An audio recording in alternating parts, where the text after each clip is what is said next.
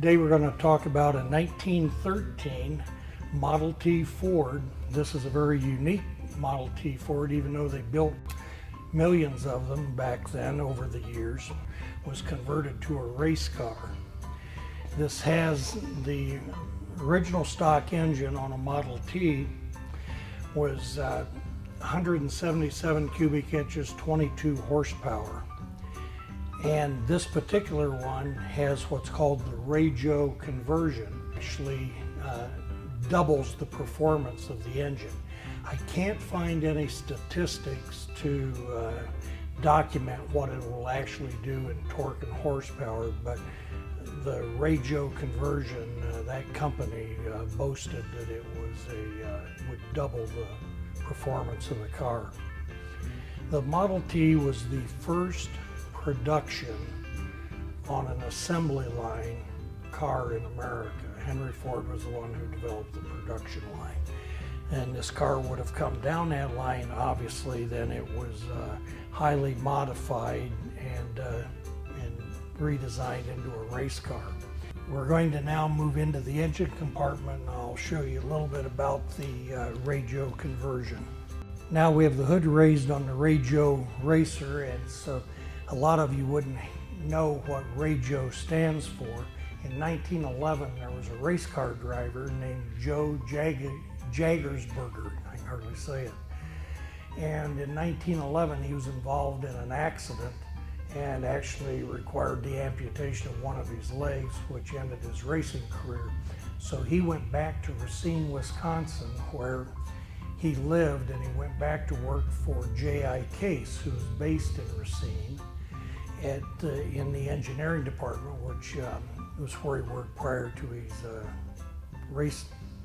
racing. And he only stayed there a short while, and he went out on his own, and he started a company called Racine Motor Manufacturing Company. And he abbreviated, and he took the RA from Racine and the JO from his name, and it became Racine, and he did engine conversions for race purposes. But basically, from right here up is what Racine did. They made, rather than having the flat head like the original Model A was, they made an overhead valve head. And this has 4 valves per cylinder. We have the intake on this side, the exhaust is on the other side.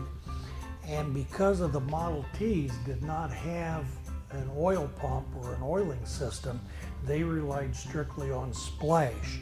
On the bottom of each connecting rod, there were little scoopers that when the crank came around, it picked oil out of the pan and just flipped it every place. And so there was no oil pressure or any way to lubricate the overhead valves. So what they did, if you look right here, we have 4 separate oil reservoirs, one for each of the cylinders. And then the valve springs and rocker shafts are, of course, under this valve cover. And over each cylinder, the 4 valves and rockers, there's a felt pad that's about this thick. And it just lays in there and moves up and down the valves. And then the oil drips out of these 4 and soaks the felt, and that's what lubricates the top end of this engine. It has no connection lubrication-wise to the balance of the engine. See, another part of the Racine conversion, they went with a Winfield racing carburetor, and this was the Winfield Manufacturing Company in California. And this carburetor was designed strictly for racing, and this was back in 1913.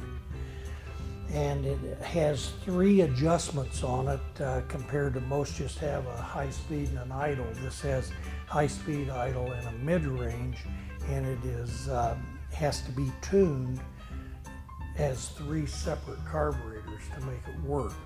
The other thing that's unique, rather than the butterfly that's in most carburetors, which is just a piece of flat brass, this has a piece that looks like the cross-section of a wing on an airplane.